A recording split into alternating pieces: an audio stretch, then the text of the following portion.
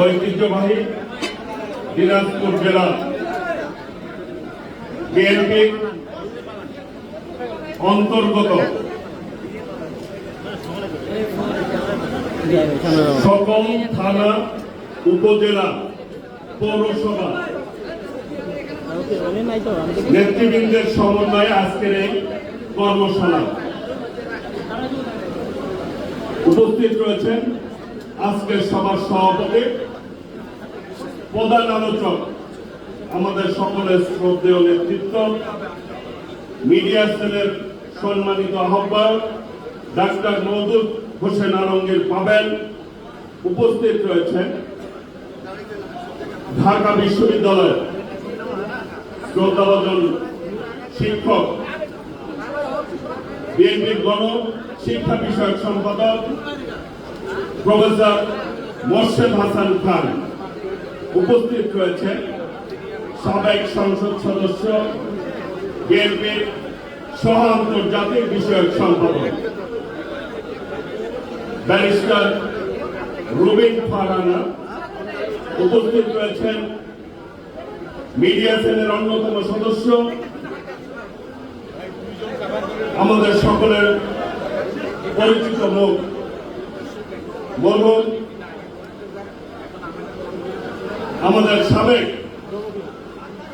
মন্ত্রী ফজলুর রহমান পটল সাহেবের সুযোগ্য কন্যা অ্যাডভোকেট ফারহানা শারমিন পুতুল। উপস্থিত রয়েছেন ফজলুর রহমান খোকন, ছাত্র দলের সাবেক সভাপতি।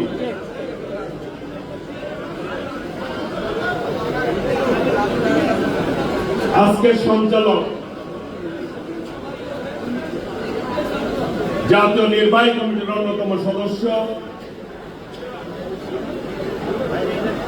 দপ্তরে তিনি দায়িত্ব পালন করেন। এই দিনাজপুরে যার একটি সম্পর্ক ইতিমধ্যেই প্রতিষ্ঠিত হয়েছে, এই আমাদের দিনাজপুরের জামাই হিসাবে যিনি ইতিমধ্যে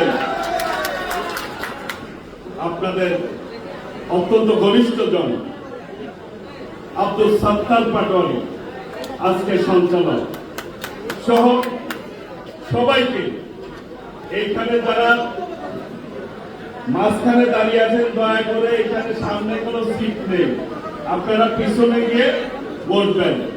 উপস্থিত সবাইকে আমি আমার ব্যক্তিগত পক্ষ থেকে, আমার দল বাংলাদেশ জাতীয়তাবাদী দল, আমাদের প্রিয় নেত্রী, বাংলাদেশের অবিসংবাদিত নেত্রী, সাবেক প্রধানমন্ত্রী দেশ নেত্রী বেগম খালেদা জিয়া, বিএনপির ভারপ্রাপ্ত চেয়ারম্যান দেশ নায়ক তারেক রহমানের পক্ষ থেকে জানাই সালাম এবং শুভেচ্ছা। আসসালামু আলাইকুম রহমতুল্লাহ। প্রিয় ভারত, শহীদ রাষ্ট্রপতি জিয়াউর রহমান, যার স্বাধীনতার ঘোষণার মধ্য দিয়ে এই বাংলাদেশ স্বাধীন হয়েছে। প্রিয় ভাইরা, যিনি সিপাহী জনতার বিপ্লবের মধ্য দিয়ে এই দেশে ৫ সাল থেকে বহুদলীয় গণতন্ত্র দিয়েছেন, এই দেশের জনগণ যাকে রাষ্ট্রপতির দায়িত্ব দিয়েছিলেন, তলবিহীন ঝুড়ি থেকে সমৃদ্ধশালী বাংলাদেশ গঠন করেছিলেন শহীদ রাষ্ট্রপতি জিয়াউর রহমান। বাংলাদেশের মানুষকে একটি দর্শন দিয়েছেন, বাংলাদেশ জাতীয়তাবাদ। উনি একটি দল দিয়েছেন, বাংলাদেশ জাতীয়তাবাদী দল। ১ সেপ্টেম্বর ১৯৭৮ সালে তিনি গঠন করেছেন এই বিএনপি। জাতির সামনে ১৯ দফা কর্মসূচি নিয়ে হাজির হয়েছিলেন। শেখ মুজিবের দুর্ভিক্ষ আর শহীদ রাষ্ট্রপতি জিয়াউর রহমান করেছিলেন সমৃদ্ধশালী বাংলাদেশ। দুর্ভিক্ষে অসংখ্য মানুষ না খেয়ে মারা গিয়েছিল, আর শহীদ রাষ্ট্রপতি জিয়াউর রহমানের সময় বাংলাদেশ থেকে চাউল রপ্তানি করা হতো। প্রিয় ভাইরা, সেই 19 দফা কর্মসূচি নিয়ে যখন সফল হয়েছিলেন শহীদ রাষ্ট্রপতি জিয়াউর রহমান, দেশি বিদেশি চক্রান্তর মধ্য দিয়ে আমাদের নেতাকে হত্যা করা হয়েছিল। এই মাটির সন্তান দেশনেত্রী বেগম খালেদা জিয়া, যিনি 9 বছর আন্দোলন করে বিএনপিকে ঐক্যবদ্ধ করে এই দেশে স্বৈরাচার বিরোধী আন্দোলন করে এই দেশে আজকের যে সংসদীয় গণতন্ত্র, সেটি দেশনেত্রী বেগম খালেদা জিয়ার অবদান, তাই না ভাইরা? দেশনেত্রী বেগম খালেদা জিয়া যখন সফলভাবে রাষ্ট্র পরিচালনা করছিলেন, আবার এই দেশি বিদেশি চক্রান্তের মধ্য দিয়ে দেশনেত্রী বেগম খালেদা জিয়াকে ক্ষমতা থেকে সরিয়ে দেওয়া হয়। চক্রান্ত করে একটি ফ্যাসিবাদ গোষ্ঠীকে 2008 সালে ক্ষমতায় আনে কারচুপি নির্বাচনের মধ্য দিয়ে। এই দেশের জনগণকে নিয়ে দেশনেত্রী বেগম খালেদা জিয়া আবার আন্দোলন সংগ্রাম শুরু করেছেন। বিএনপিকে ঐক্যবদ্ধ করে এই দেশের মানুষকে আবার তিনি রাজপথে নিয়ে সংগ্রাম করেছেন। সেই জন্য দেশনেত্রী বেগম খালেদা জিয়াকে দীর্ঘ 6 বছর কারাগারে নির্যাতন ভোগ করতে হয়েছে না? অন্যায়ভাবে যারা করেছে তারা কিন্তু বিদায় নিয়েছে। দেশনেত্রী বেগম খালেদা জিয়া কারাগারে থাকার অবস্থায় দায়িত্ব নিয়েছেন কে? বিএনপির ভারপ্রাপ্ত চেয়ারম্যান দেশনায়ক তারেক রহমান। দীর্ঘ আন্দোলন সংগ্রামের মধ্য দিয়ে দেশনায়ক তারেক রহমানের নেতৃত্বে এই বৈষম্য বিরোধী আন্দোলন করে ফ্যাসিবাদের পতন হয়েছে, তাই না ভাইরা? দেশনায়ক তারেক রহমান জাতির সামনে 31 দফা উপস্থাপন করেছে। আজকের যে 31 দফার কর্মসূচি আমরা আপনাদের সামনে নিয়ে এই কর্মশালা করছি, সেটি করার আগে দেশনায়ক তারেক রহমান বিএনপি 27 দফা কর্মসূচি দিয়েছিলেন, 27 দফা দিয়েছিলেন।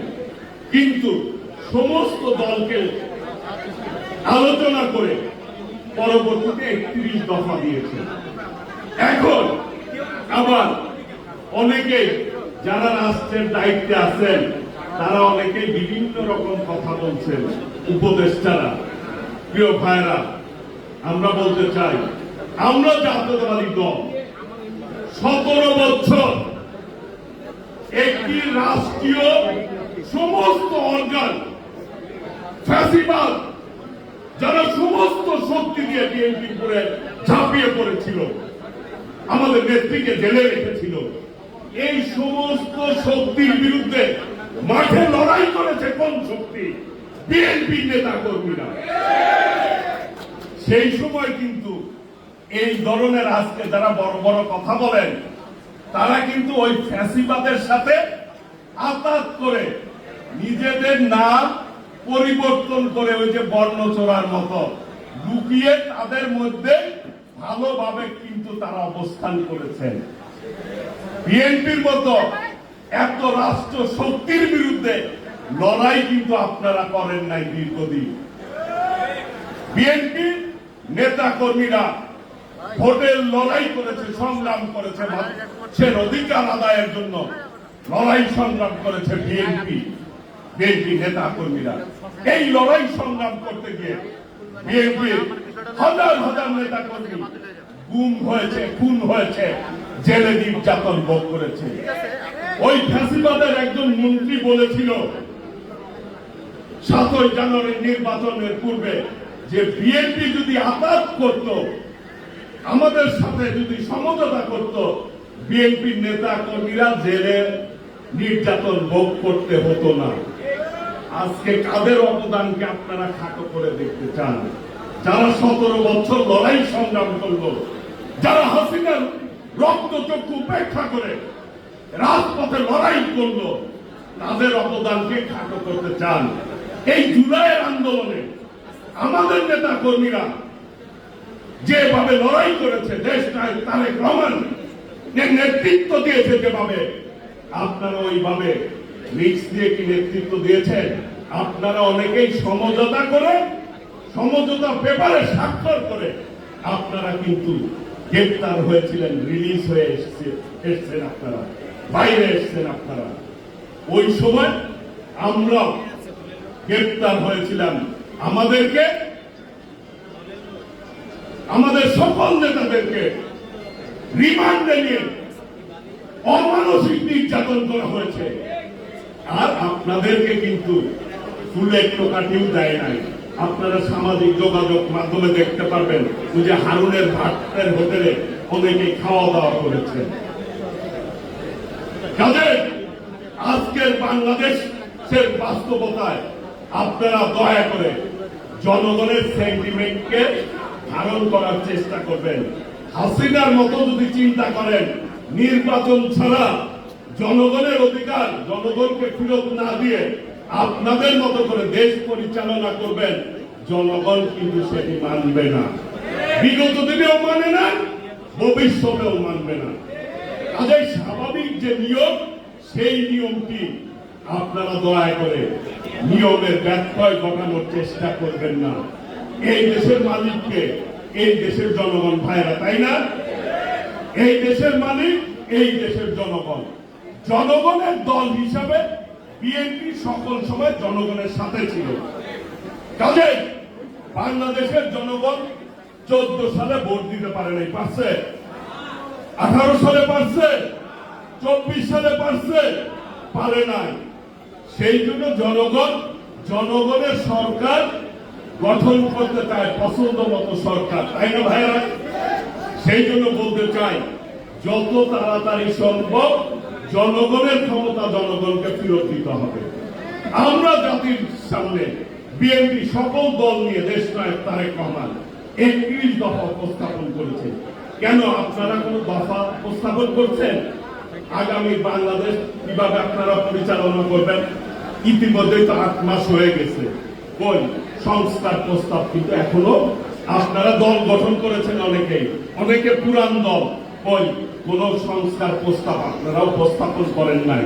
তার মানে কি হাসিনাও জনগণের ক্ষমতাকে ভয় পাইতো, আপনারাও জনগণের ক্ষমতাকে ভয় পাওয়া শুরু করছেন।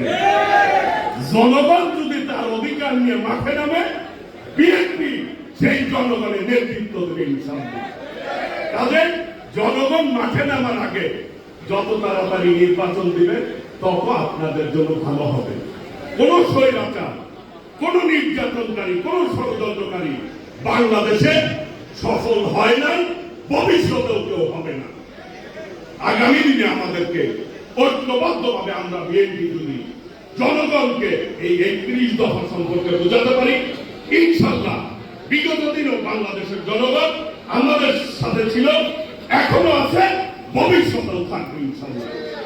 আগামীর বাংলাদেশ হবে গণতন্ত্রের বাংলাদেশ। আগামীর বাংলাদেশ হবে শহীদ রাষ্ট্রপতি জিয়াউর রহমানের বহুদলীয় গণতন্ত্রের বাংলাদেশ। আগামীর বাংলাদেশ হবে দেশ নেত্রী বেগম খালেদা জিয়ার যে সংসদীয় গণতন্ত্র, সেই সংসদীয় গণতন্ত্রের বাংলাদেশ। সেই জন্য আমাদের নেতা বলেছে টেক ব্যাক বাংলাদেশ। আমরা আগামী বাংলাদেশ হবে দেশ নায়ক তারেক রহমানের নেতৃত্বে ঐক্যের বাংলাদেশ। সেই বাংলাদেশ প্রতিষ্ঠায় আমরা সকলে ঐক্যবদ্ধভাবে কাজ করব, এই আশা, এই প্রত্যয় ব্যক্ত করে সকলকে ধন্যবাদ জানিয়ে আজকের এই কর্মশালার শুভ উদ্বোধন ঘোষণা করছি। সকলকে ধন্যবাদ। আসসালামু আলাইকুম রহমতুল্লাহ।